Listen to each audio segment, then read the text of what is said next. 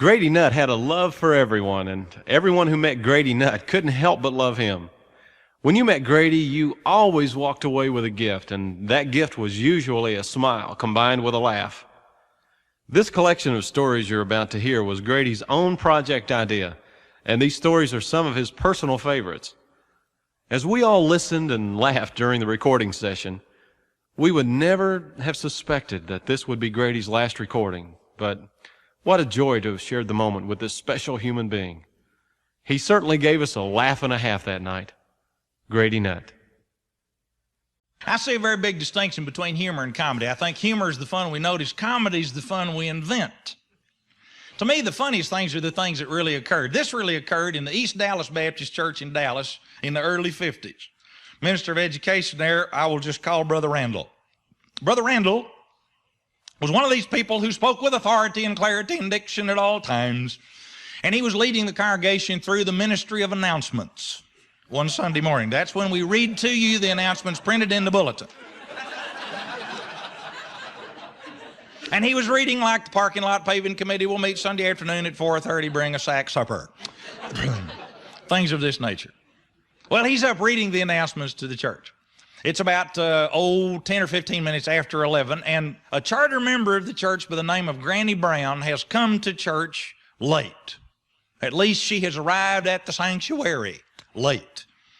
Now, there's some evidence to indicate that she's been back in the ladies' parlor. That's what we call it since we brought it indoors. Used to be an educational building out in the back. Actually wasn't meant for group work. It was a little kind of a meditation chamber. And it qualified as educational space because it's where we stored old literature. But anyway, she has come into church late, and she's been in the ladies' powder room, okay? And she comes into the sanctuary. Now, Granny Brown is a woman in her early 80s, and she walks just a little bit bent over, has on one of those little black straw pillbox hats with a big pearl head pin stabbed through what we hope is hair. If it isn't, she is a tougher bird than we think. She may be 143. And she's wearing a black dress, and she's got her gloves in her hand, and she's got those Cuban lace-up dress heels on, clumping along, walking into church. And she has a big armful of study Bible type deal with 17 generations between the testaments. She's got all this Sunday school and missionary literature stacked up. She's got tracts that she picked up last summer at the Greyhound bus depot when her sister went back to Idaho out of a track rack. And she's got all this in her arms, a couple of these tracts on the top, bright red flames, why the Catholics may not make it, you know, that kind of stuff. And she's got all this in her arms, and she's coming into church. Now, Randall is up announcing the parking lot paving committee, bring a sack supper, kind of stuff in the announcement period. Now, Granny Brown is coming down the aisle. She's been a charter member of this church for over 50 years. And she's speaking to everybody down each side of the aisle that she ever taught or has known. So here she comes waddling and toddling, and she's saying, morning, Sally Sue, morning, Jimmy John, and she's speaking to people, and she doesn't hear well. And so she doesn't know much of what's going on. Well, she gets down to row 3. And just as she gets there, she's going to start stepping over people to get right out in the middle, because row 3 is where they have hearing aids on handles. And so Granny Brown is heading for a hearing aid, stepping over folks. Excuse me, excuse me, excuse me. And Randall, as she starts across, announces the offertory hymn. Let us turn to number 257, sing first, second, last, everybody stand. Now, in a Baptist church, when you say, everybody stand, that means get your knees bent and your book open. Nobody will stand in a Baptist church till somebody up front sticks their hands up and says, let's do it. So everybody's sitting here watching Randall, ready to get up when he gives the signal. Got their books open to 257. They're going to sing first, second, and last. Granny Brown is stepping across. Now, I said there's some evidence to indicate that she'd been in the powder room. What it was a roll of tissue. And as she gathered up all this Bible and quarterlies and stuff, she got a roll of this stuff right up in the crook of her arm and didn't know it. And she's stepping over all these people. And just as she gets to her seat, Randall, without a word, sticks his arms up and the whole church hits the deck. Now, she's hard of hearing and hadn't heard the announcement. When they all stood up, she turned sideways to see what's going on. When she did that, the roll of tissue fell out. The loose end caught up in her arms. The thing hits the floor and goes dip, just rolled out. Now Randall is standing up here with his arms in the air. Here comes a roll of toilet paper right out from under the front row. Hits the offering table, blump, and just lies there. Randall's kind of startled. It's the first thing to come forward in this church in over 2 years.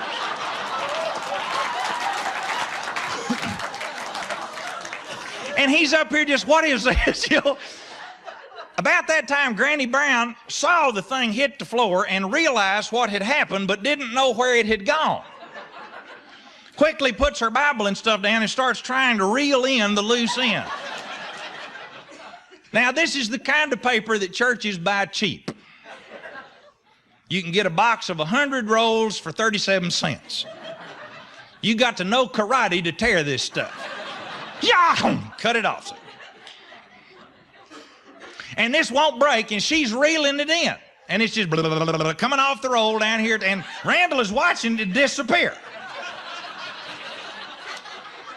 And he forgot to put his arms down. Here he stands, and he looks up on row 3, and here's Granny Brown with a giant white paper backlash wadded up in her arms. What are you going to do with a roll off the roll? When Randall saw all of that, he just collapsed laughing. Ah!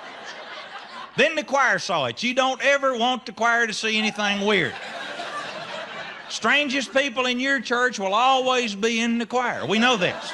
That's why we put them up there, so we can keep an eye on them. Dress them alike.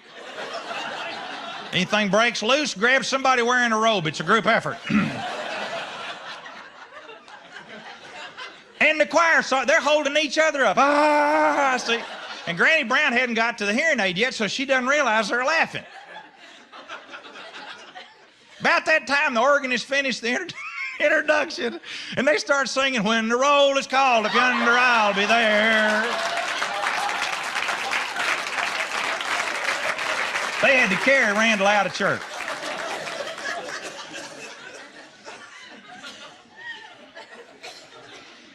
I was only pastor of one church. It was called the Graffenburg Baptist Church, Route 2, Waddy, Kentucky. As far as we know, there was no Route 1. Graffenburg was a wonderful church, and I went out there to be pastor the 3rd year of my seminary experience at Southern Baptist Seminary in Louisville. And a group of men from the church came to move Eleanor and me and our 2 sons, Perry and Toby, from Seminary Village, which is sort of God's warning to you for what will happen if you don't follow him obediently. You may live in parsonages like this the rest of your ministry. In fact, if it hadn't been for termites holding hands, we would have had no walls.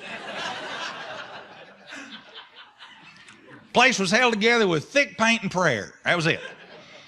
Moved from Seminary Village out to Graffenburg, Route 2 Waddy, and they took us out there, moved our furniture in a cattle truck that had not been hosed out.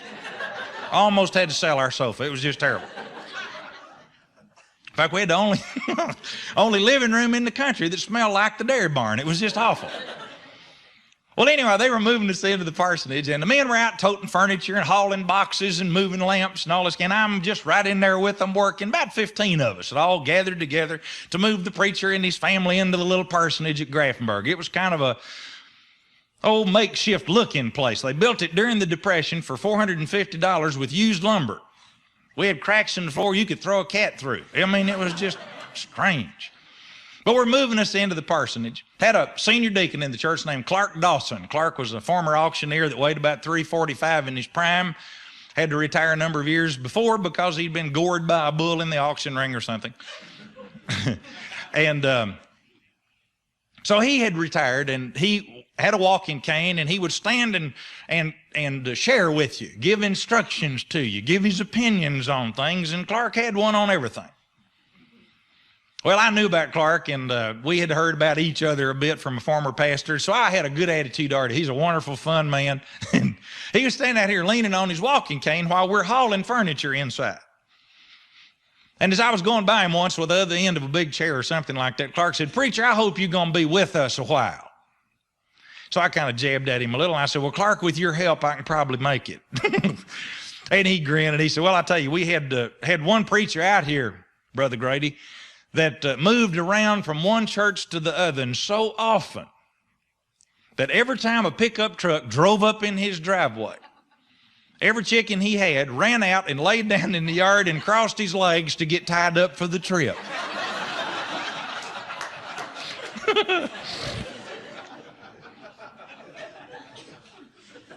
Baptists are notorious for a lot of things. Preaching, some of our evangelistic services and things like that, when we try to put high pressure on you for low living. All parts of the service have always fascinated me. I love even the welcome to the visitors. I love the offering. I love everything about it. It's just fun to do. But one of the things we've always done in Baptist churches, we call the invitation service. That's at the end of the preaching when we sing these songs like Just As I Am and Have Thine Own Way, Lord. And Almost Persuaded. Now, if that won't almost persuade you, you basically got a statue heart. That's what it is. Sing old sad songs, deathbeds are coming, and all that kind of stuff. Trying to scare something out of you so you'll go on to heaven. It's that kind of deal. Basically, if you're doing it, give it up, quit it. And come down here and share it with us so I'll know I hadn't been pouring all this down the tube. Well, the invitation service is frequently treated like a threat. My father could do that about as good as any preacher you ever saw. He could just act like he knew who did it. And that just scares the church right into looking at the hymn book. I've seen them sing 95 verses of Just As I Am and never look up. Just as, won't look up. That means you did it. See, I mean, don't look up. And Dad would walk back and forth like a panther in the cage at the city zoo. He knew who did it. Well, he would just go on and on and on. I remember one Sunday, I was about 15 or 16 years old, and it was about 10 after 1. And Dad had really been bringing the pressure on. You know, and we were down to about 95, 6 verses of Just As I Am, and I was afraid he was going to start on Almost Persuaded, and I did not want to go to the mission field. That day, I might have volunteered just to go home for lunch. You know, I might have done it. Well, it was about 10 after 1. Mother put her arm around my shoulder, and she said, "Grady." I said, "What?" And she said, "Would you please go forward and rededicate your life to God? The roast is burning."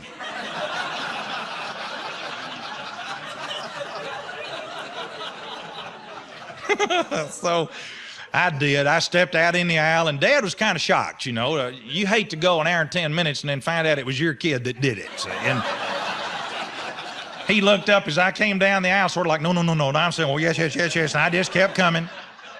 Well, he took me by the hand, and 310 pounds and kind of beat on my back. It's why a lot of people kneel in the altar. Get the breath beat out of them by the preachers. Pulled me in close and leaned over and said, "What is it, Grady?" I said, "The roast is burning." So he called for prayer for an unspoken concern. And it really embarrassed me because no telling what they thought I had done. See that? I really think he should have just said, "The roast is burning, let us pray."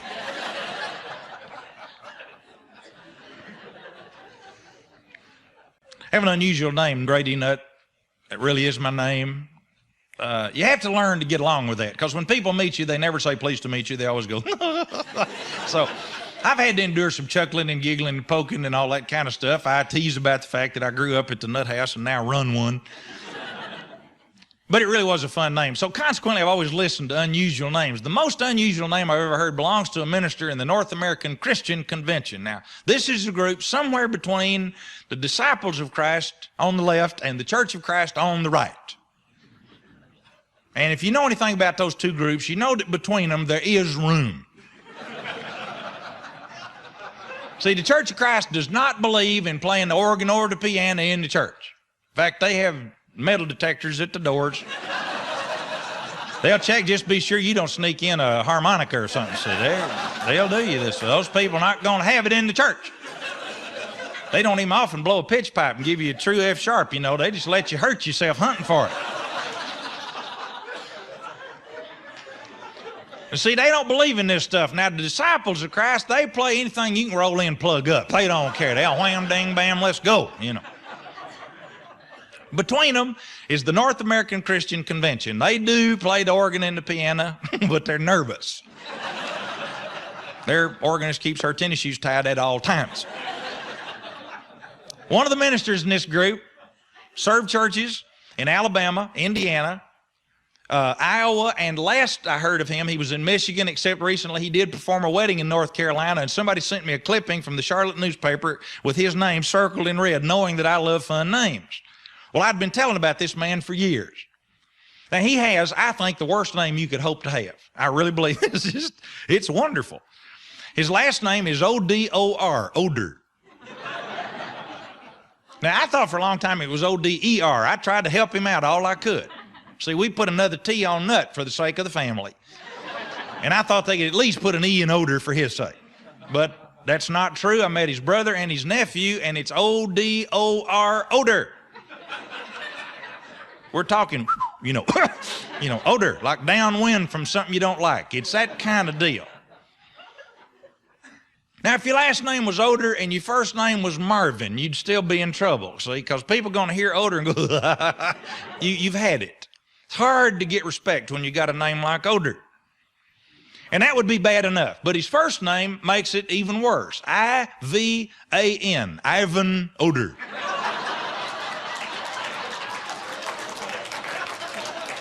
I'm not making that up. That's exactly true. Now, you think about this. He's a minister, and his denomination calls the minister brother. Okay? Now, you just get this all in one pile of putty and think with me. What if you came up and just introduced yourself and said, Brother Ivan Oder? And what if the other guy said, Brother, you really do?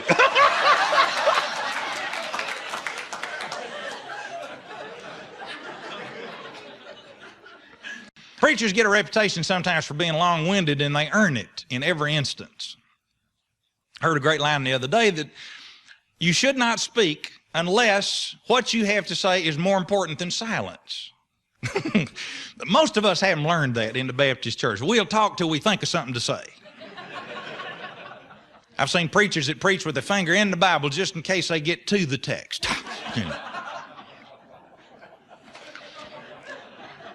I had a letter from a pastor up in Pikeville, Kentucky. From the handwriting, I judged that he was one of our senior adults, probably retired. It was kind of squiggly and leaning in one direction. And it was a wonderful letter in which he shared with me a story from his childhood. They had a pastor in their church who was exceptionally long-winded.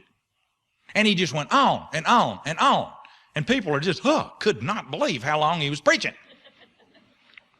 Well, about 6 weeks into his work as the pastor of this church, just getting way on out there into the afternoon, and this is before pro football, so you know that the people weren't giving him too much grief, but it was getting kind of nervous time.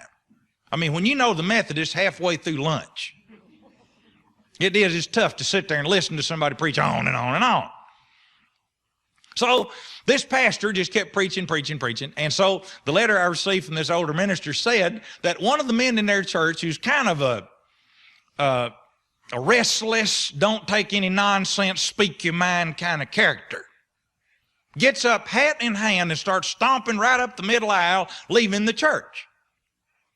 And the pastor, in order to exert authority in this situation, stops right in the middle of a big point and says, Brother Johnson, he turned around and said, yeah, Reverend. He says, where do you think you're going? He said, Reverend, I'm going to get a haircut. And the preacher says, well, why in the world didn't you get a haircut before church? He said, for church, I didn't need a haircut.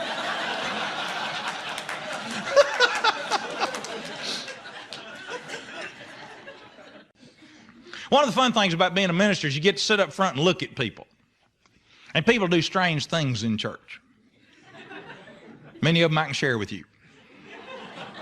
But I think I've seen every known technique for sleeping in church. There are some fine ways to sleep through what you just don't care to listen to. One fellow reminds me, I've seen these people for years, but this technique is essentially the technique that you see in that little yellow-headed bird with the red nose that leans over and drinks out of a glass of water at a cheap truck stop. You know, down and back and down and back. Looks like one of these oil pumps out in West Texas. Now, this fellow sits and looks right at you, and you're just preaching your heart out. And he just starts going forward, do-do-do-do-do-do. And then all of a sudden pops back up and stares at you real wide-eyed. You romp on 2, 3 more verses, and he's right back down again. And then comes right back up. Want you to think that he lost a cufflink and he's hunting for it and had to come up to refocus. Then you got a guy that looks like a big tree being worked on by a slow beaver. And ever so slowly, like the hour hand on a clock with a bad battery, starts tipping to the right. Just puffing it out. Weakening. So painful. Hard to hang in there. And finally, blump, right in the wall. Now, I love that. Then you got a fella that's in his late 60s. You got to be on Social Security to develop the patience for this technique. And that's the ability to sleep through an entire message with both eyes wide open. No blinking. Sound asleep. You look like an owl at noon, you know. Some of these guys can't blink till Tuesday afternoon. I mean, wide-eyed. Then you got a fellow that works at the local hardware, and it's fall, clean up, paint up, caulk up, plastic up, get it warm time. This fellow works down at the hardware and spends half his day running up and down one of those little 4-rung aluminum ladders, getting things out of teeny boxes off the top shelves. Comes home every night with his varicoses throbbing like dinger cords on the service station driveway, just bang, hurting. Got on those service station dress shoes with white socks, rolled down around the ankles, and his legs are killing it. About 6'2", 245 pounds, comes in at night and drinks him a cold Coca-Cola, watches one of America's fine television programs, falls into bed and dies. He's gone. Next morning at 8:30, his dear wife, Lucinda, rolls him out of bed to go to God's house. Now, he does not want to go to God's house. His attitude is, if God wanted me at the house of prayer, he wouldn't have invented the NFL. He wants to rest. But she gets him to go anyway. You know the type woman. She's only about 5 feet tall, but she's built like a fire plug, wearing pantyhose. Tough little woman. Salt and pepper gray hair, looks like she jumped off the building and sprayed it on the way down, you know? Tough. Drives a Buick Electra. You've seen them. She goes by and all you see is hair and gloves. Got her an electric seat for school crossings. She comes up in your room, she goes down.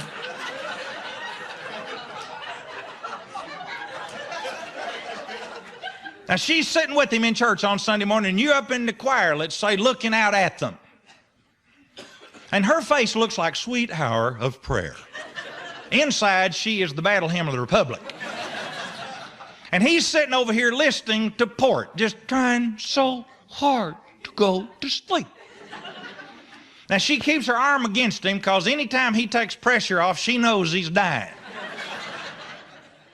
And the minute he leans off that way, whoom, she lets him have it with an elbow. Now, you're sitting in the choir watching this. And her face is sweet hour prayer, and he comes, I'm going to kill you, woman, I'm going to kill you. And she's going, you sleep again, Marvin, and I'll bash your ribs. And it's just, if you can sit in the choir and watch that and not laugh, I'll buy your lunch. My favorite technique, and the one I personally used for sleeping in church, involves the use of a hymn book. Not paperback if you're on route 2. You got to have a hardback hymnal for this. Stand it up long ways in your lap and lay your arm across the top, your left arm. Then put your right elbow on your wristwatch.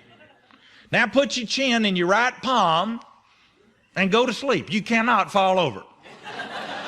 And from the pulpit, it looks like you're just staying in there with your pastor as he preaches out his heart. You're meditating away.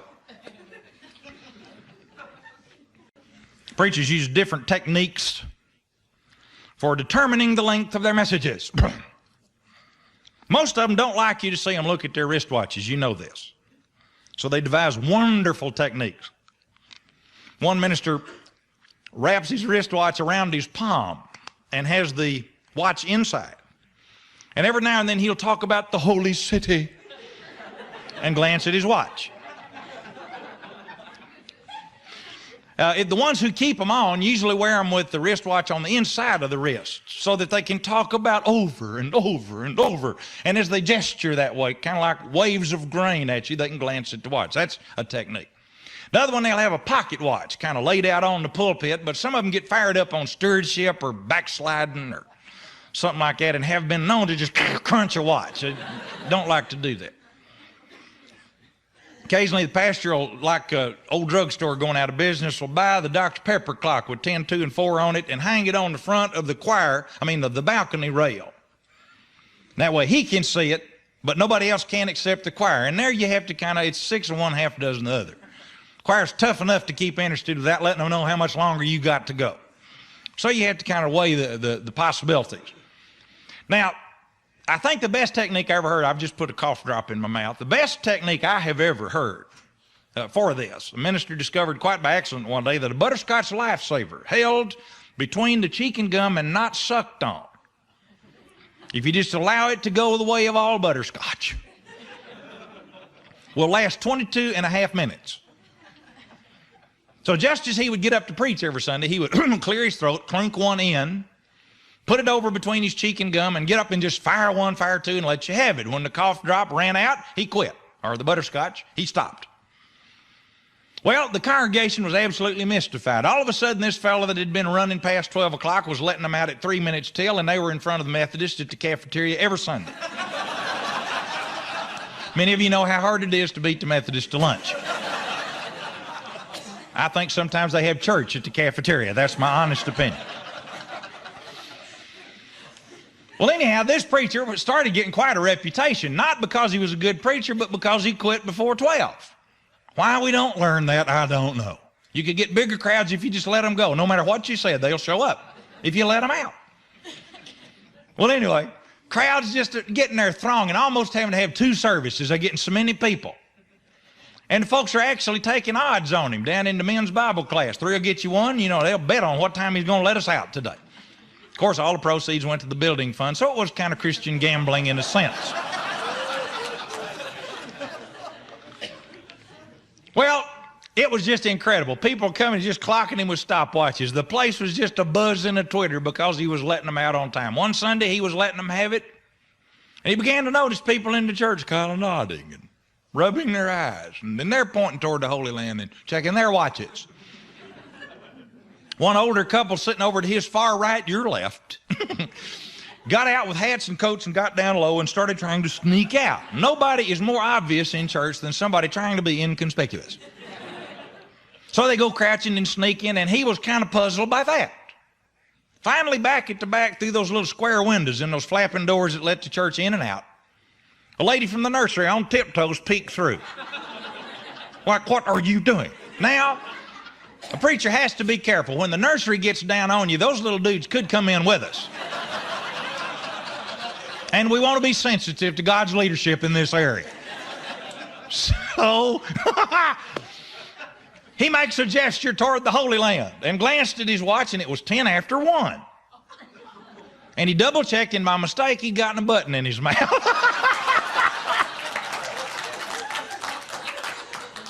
You do want to watch that stuff.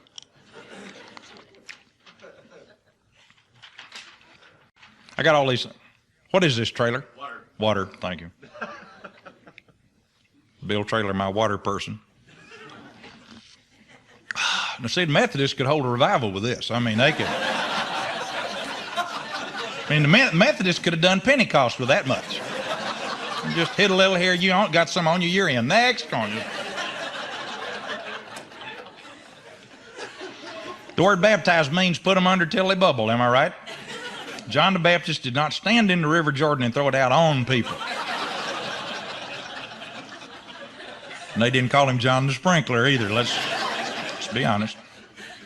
I was in here one time and had a Methodist group was with us for an album, and one of the ministers in the Methodist church later told me that we had a sprinkling of Methodists here that evening. I thought that was probably most appropriate.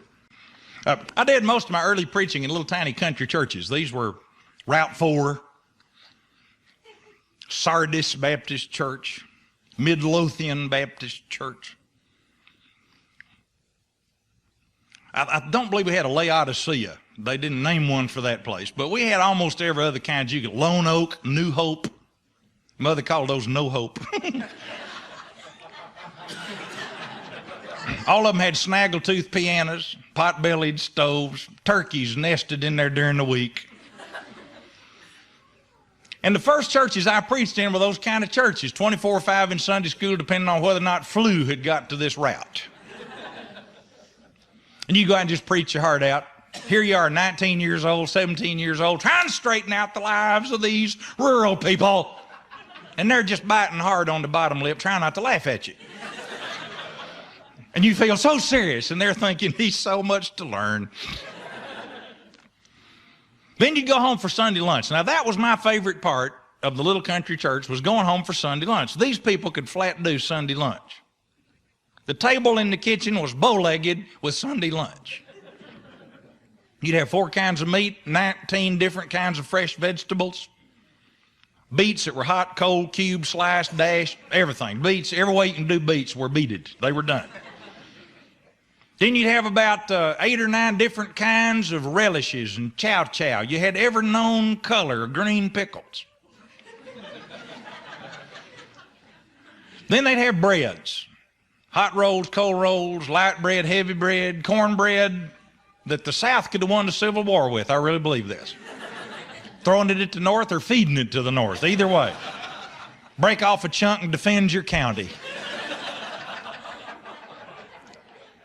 Iced tea. Now, we're talking serious iced tea here. Dark, sweet, rich, heavy duty, 40 weight. Iced tea. Sunlight cannot penetrate this tea. It'll run up to the glass and go around. It just cannot handle this kind of tea. Throw a slice of lemon in there and you can hear it whimper. Nothing that sour should have to die that sweet of death.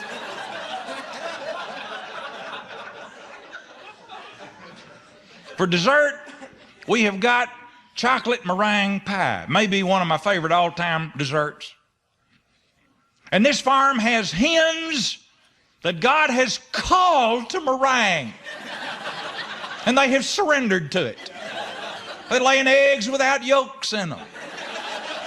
Committed to meringue. You got to take a rack out of the oven to toast the top. Looks like 9 dirty brown Dairy Queen cones up on the top. Those little curly peaks, little pebbles of honey looking around. They got 9 inches of meringue on top of 1 inch of chocolate filling. Chocolate is your reward for wading through meringue. I loved it when they'd have all day singing and dinner on the ground down at the little country church. That was one of my favorite things, down Route 6, you know. You're standing on the front porch under a shade elm, and here they coming from every direction, boiling up that gray gravel on the road, firing rocks at mailboxes and heifer calves, on there, sailing in. And you could spot every single car coming that had a meringue pie. Easy. What they do, they top the last hill and cut off the keys and just coast in the parking lot. See, these people know you run in and hit your brakes, your meringue will slide off in the floorboard. They just know that.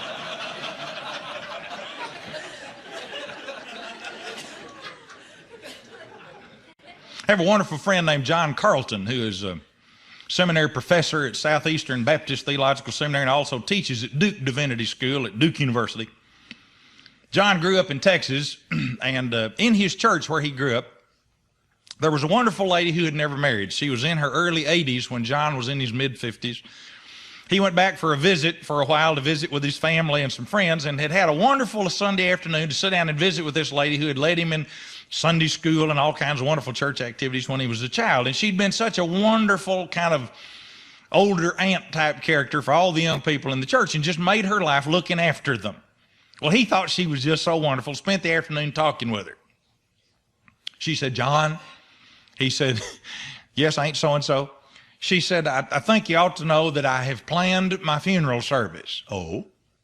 And she said, "Yes." She said, "I've lined up the music I want sung. I've lined up who I want to preach it. I've lined up everything about it, what I want done at every single stage." And she says, "I've even already picked my pallbearers."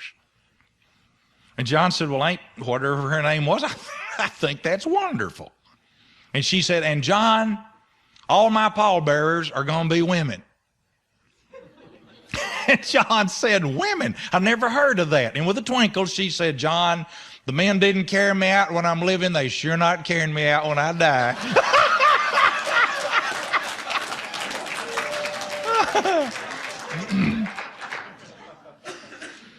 President of Southwestern Baptist Theological Seminary in Fort Worth, Texas, is Russell Dilday, Dr. Russell Dilday. He's been a good friend of mine for 20, 25 years. And I have verified this story with him, and it's absolutely true. It is so funny. He was pastor of the Tallowood Baptist Church in Houston at one time. And one Sunday morning, sitting in his office, there was a knock at his door, his pastor's study. That Russell has a wonderful sense of humor and loves to tease with a straight face and just kind of catch people off guard. And he opened the door, and here were two little girls about 7 or 8 years old standing there in their Sunday ruffles and patent leather shoes and little purses and gloves and just all bright-eyed and everything. And he opened the door, and there they stood. Well, good morning, ladies. Morning, Dr. Dilday. What can I do for you? And one of the little girls says, Dr. Dilday, we found $1 and we don't know what to do with it. Well, Dilday, with this wonderful, witty sense of humor, looks at these two little bright-eyed girls in church, He says, you found $1. Mm-hmm. He said, well, now let's see. Was it green? Yeah, they looked at each other. Sure, yeah, it was green. Did it have a big 1 on it? Mm-hmm. Yeah. Did it have a picture of George Washington? Yeah, it did. It had a picture of George. He said, well, that's my $1. You found my $1. And one of these little girls said, Dr. Dilday, in the ladies' bathroom.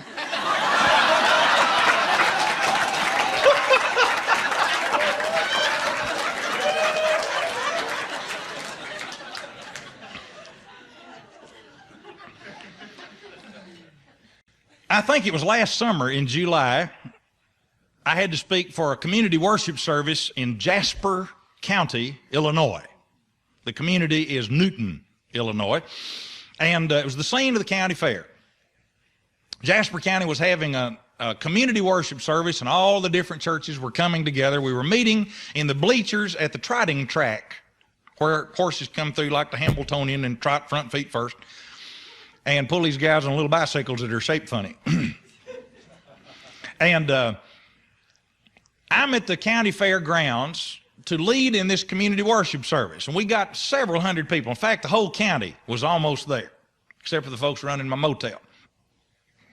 And here they are all up in the bleachers, and we kind of wade out on the muddy, slick track. It had been raining, and got up on a flatbed truck. And the choir sang How Great Thou Art, sitting in front of me in folding chairs toward the audience, and then turn around to face me. So I get up to speak and just had a wonderful time. The only problem was we were downwind from the pig barn. And the pigs had arrived also. Now, pig is bad enough when things are dry. When it gets wet, pig hangs heavy in the air. Except for bacon and pork chops, I just soon Noah had left them off the ark. I'm serious, really. I think Noah wasn't thinking when he brought pigs and chiggers with him. Boy, he could have saved us a lot of grief if he'd left those off. But anyway, here I am downwind from the pig barn. Everything was over, and I got through, and I waded back across the mud over to the chain link gate, and I'm standing here meeting people as they come out of the bleachers. A lady walked up to me. I introduced myself to her, and she to me, and I said, where are you from? She said, Oblong. O-B-L-O-N-G, just like Oblong. In fact, actually, Oblong. And I said, Oblong? And she said, yes. I said, there really is a place called Oblong? She said, yes, just across the county line, about 18 miles over here on Highway 37 or whatever. And I looked on the map the next morning, sure enough, there was Oblong. And I said, well, I never heard of Oblong, Illinois. She said, well, that's where I'm from. She said, did you know we also have a Normal, Illinois? I said, yeah, now I know about Normal. Illinois State University's there. I'd spoken on the campus 2 or 3 different times. I know about Normal. She said, well, about 2.5 years ago, a man from Normal married a lady from Oblong. And our little weekly county paper over here carried a headline on the society page. And it said, Normal man marries Oblong woman. Well, I tried to have fun with her, see, thinking I could out-cute this lady. Don't mess with these kind of women. And I said, well, listen, do y'all have a square over there in Oblong? She said, honey, I married him.